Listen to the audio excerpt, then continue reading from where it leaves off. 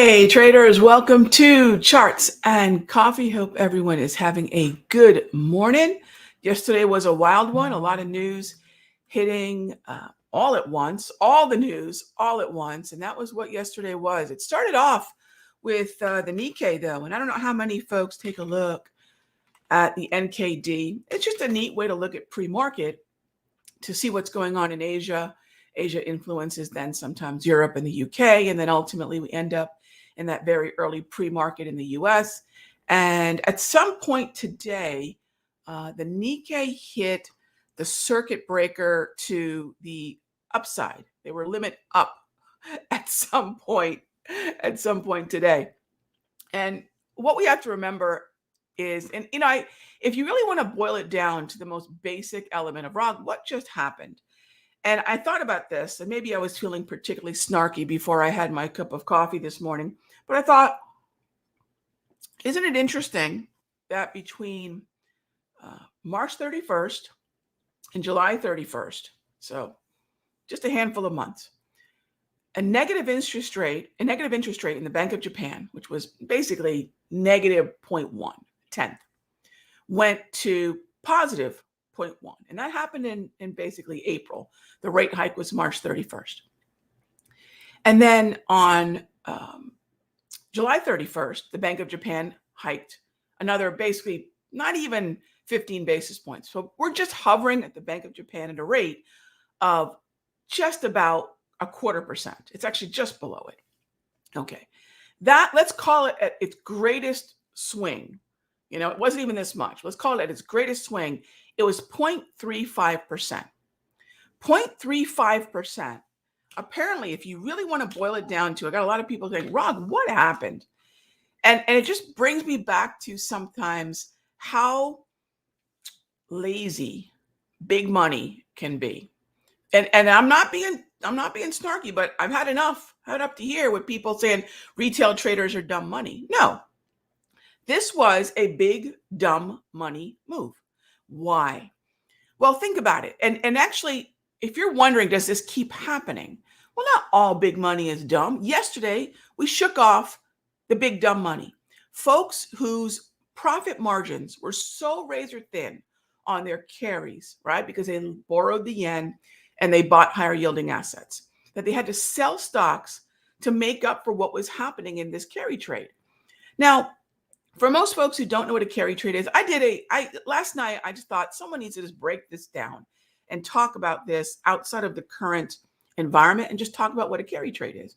So in its basic essence, it is finding a central bank currency that has a higher yield, which is almost every other G8 country, and then selling the yen, and then you make the interest rate differential. So at one point, it was negative 0.1 to say 5%.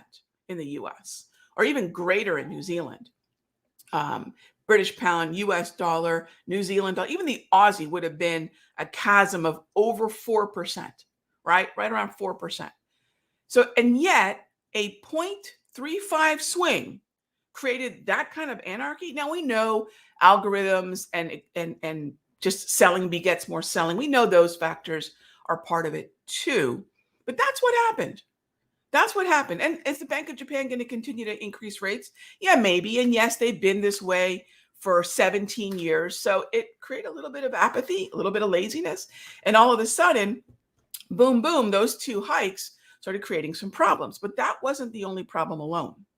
The other problem was the US dollar. So if you're wondering, Rog, when they hiked in on March 31st, why didn't it break everything?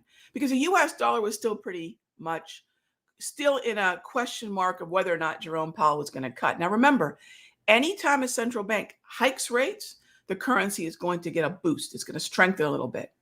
Anytime a central bank cuts rates, it weakens the currency. That's just the way it is. That's just the mechanics of currencies. If you want to look at it from Forex, if you want to look at the futures, same thing. Today, the dollar is a little bit weaker. Right? You can see the euro's moving down. This is the best way to look at the dollar's a little bit stronger. Dollar's a little bit stronger. If the euro weakens, the dollar strengthens. That's your highest, most steady correlation in any market on the planet. The euro and the US dollar have a negative 90+% correlation, or an inverse correlation. So we know the dollar is a little bit stronger today. Now, when the non-farm payroll data came out last week, what happened to expectations for rate cuts? Rate cuts. We have one hiking, one cutting. What happened for U.S. central bank rate cuts? They skyrocketed. So September was hovering around 25% or 25 basis points or 0.25% cut, and it rocketed up to 0.5%. People freaked out. They said, Jerome, you should have seen this coming.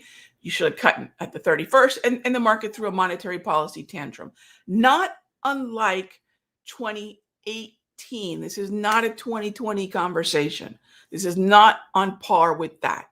Not everyone in the carry trade is working those razor thin margins. Some of them, I would imagine, have a pretty good margin in terms of what they borrowed or sold the yen for and the other currency that they bought. Most of the time, like I said, the chasm is 4% plus, right?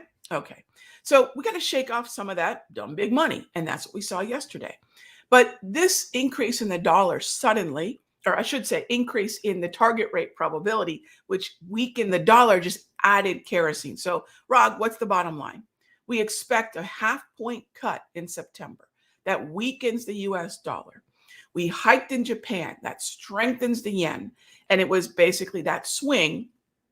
And I would say the dollar was probably the catalyst for it. Because remember, these hikes, it wasn't as if on the 31st of March, there was chaos. Or even on the 31st of July, there was chaos.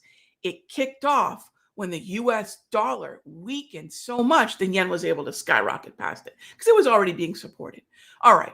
Is all the big money in a carry trade dumb money? No, we saw big dumb money unwind yesterday in an already shaky market. Let's not forget the environment that we're already in. This is already an equity environment that was struggling to begin with. All right. So if you're already wobbling around a little bit, it doesn't take much to knock you over.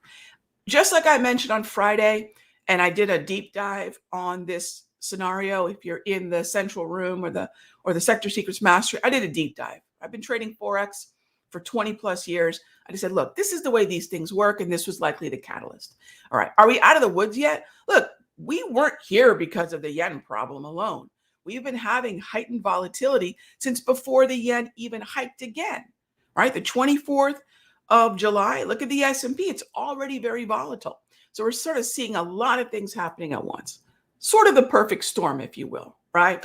And that makes the market marky mark. And that's where we are, right? So there's always going to be something that is bought, right? Money does not go under the mattress. There may not be as many things that are going to be bought, but something's going to look tempting out there, an unwinding of something else. Usually it's going to be a little bit of cash for a little while, or it's going to go into another sector in the market, maybe another commodity, defensive stocks. There would be something. It's just the pool of something is just far smaller than, frankly, we're used to this year. The first 6 months, definitely the first 3 months of this year, we saw that kind of steadiness in the S&P and the NASDAQ. And then going into Q3, the second half of the year, we saw steadiness in the Dow and the Russell. So it's always something, gorgeous to buy till there wasn't. And that's where we are. Now, on the flip side of this is the longer time horizon, right? This isn't about today and tomorrow and next week and next month. Time horizons can be quite long. So if you have a longer time horizon, a lot of folks ask, Rog, what do you make of this VIX?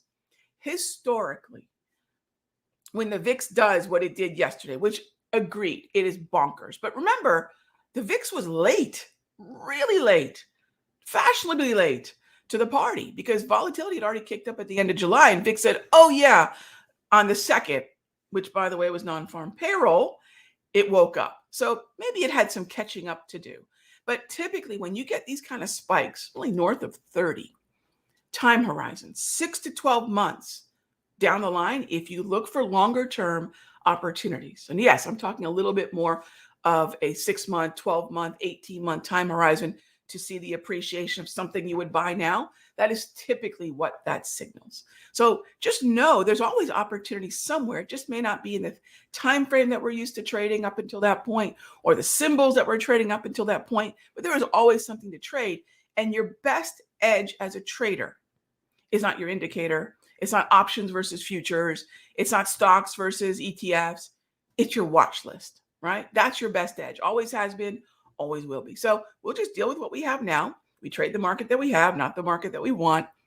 And then remember, depending on your time horizon, there are opportunities right now. Okay.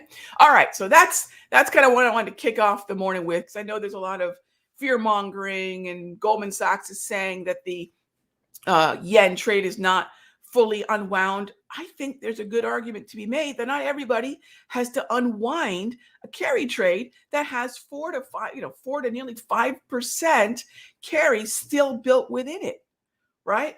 So I don't think all of it has to be unwound, right? Keep that in mind. Keep that in mind. And another thing I want to mention too.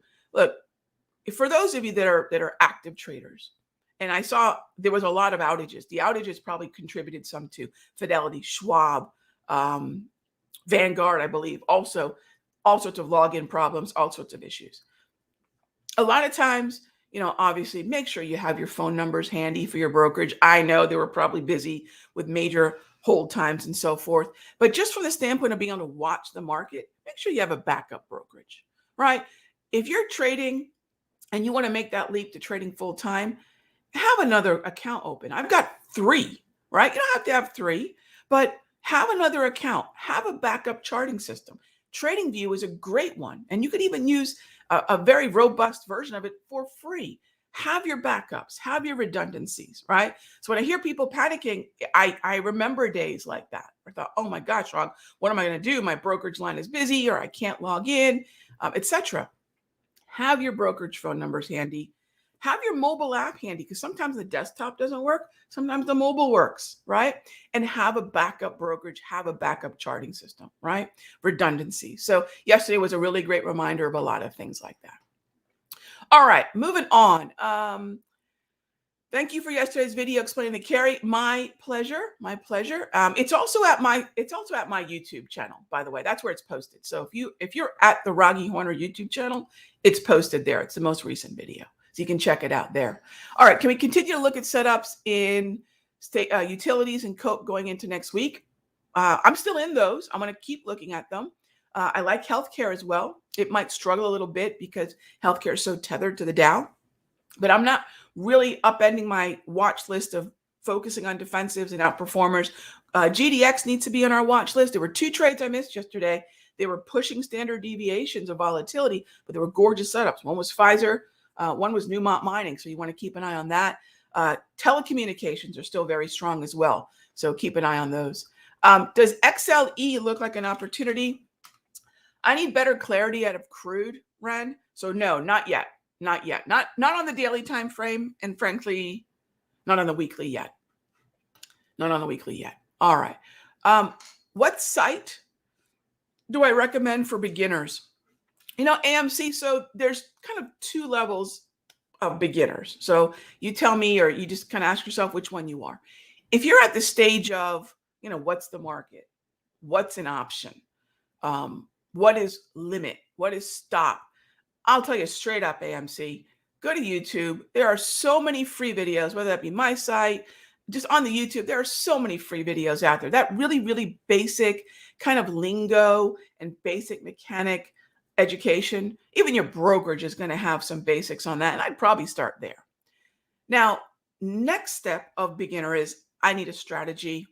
I need a set of indicators. I need a methodology, right? And that's where I'd say, come on over to the Sector Secrets Mastery. We talk about basics, right?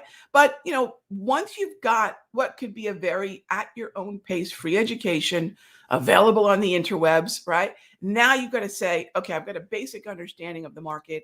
I've chosen maybe futures or options or Forex or stocks, whatever it is, but you're coming with some basic foundation, right? In other words, that in baseball, there's a pitcher and a catcher and outfielders, like the basic stuff. Now you want to play baseball, right? You've got your golf clubs. Now you want to play golf. Come on over to the Sector Secrets Mastery. We've got a learning center. We have a lot of basic videos that take you from the what is this to how do I do it.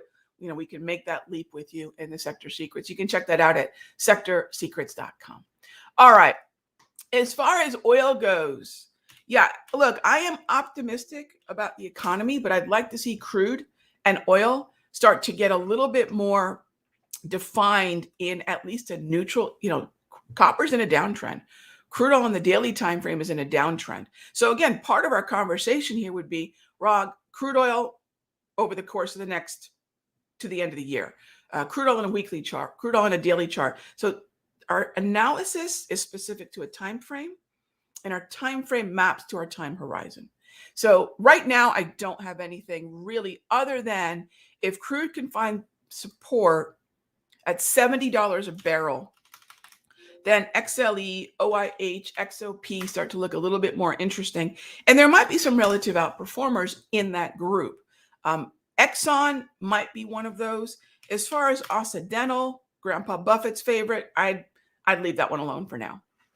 Yeah, I think there probably are some better names to look at. So one of the things that we do in the room is, we talk about relative performance. It's something that's thrown around a lot, but what is relative performance? It's stocks that are in a similar grouping, so they're relative to each other, right? Stocks in a similar grouping, and then you're looking for which one is the best of the group.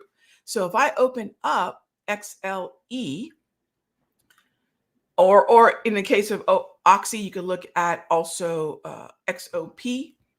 But where's the strength? And I'd say largely it's pretty much right now only Exxon. Only Exxon. So be careful there for now. Until we get clarity in crude, it's hard to get clarity in the stocks that move with crude. All right. Then do I use an anchored VWAP indicator that is included with TOS? Look, anchored VWAPs are distinctly different than a rolling VWAP. And yes, for about 4-5 years, we had a class about 4 years ago, I guess, that talked about volume-based, price-based volume, not time, not date. I don't use a typical volume histogram. They're next to useless. I don't care what time volume came in. I care at what price it's sitting. So that being said, whether that's point of control, value area high, value area low, anchored VWAP, we have to anchor them. When I came out with that class, most platforms did not have an anchored VWAP. So part of that class was a standard deviation tool that I use with volume, and we threw the anchored VWAP in there because they just, for whatever reason, they're not built into a lot of platforms. If you have a platform that has an anchorable VWAP, yeah, use the anchorable one. Don't use the VWAP, use the anchored, the A VWAP. And TradingView has one that's built into the platform. I don't know, does TOS have one now? Does TOS actually have an anchored VWAP now? They had a VWAP, but if they have an anchored VWAP, yes. Yes, they do now. Okay, great. So yeah, you could use that. Do I use it? No, I use the one that included with our Volume Max toolkit from years and years ago. So I'm still using that one.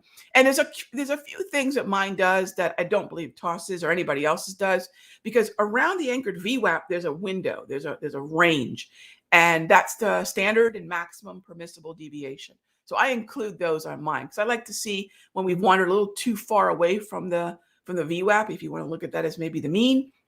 But I like to know when we've wandered too far away. And that's where the standard and maximum permissible deviation, it's a mouthful, helps. So I still use my VWAP, but it's still an anchored VWAP. I just added a few other levels to it. All right. Okay. So gang, I'm out of time. So as always, make sure if you're using an anchored VWAP, it's anchorable to a date. And if you're using it intraday, it has to be anchorable to a time. Okay. All right, gang, be good to each other. I'll see you tomorrow, same time, same station.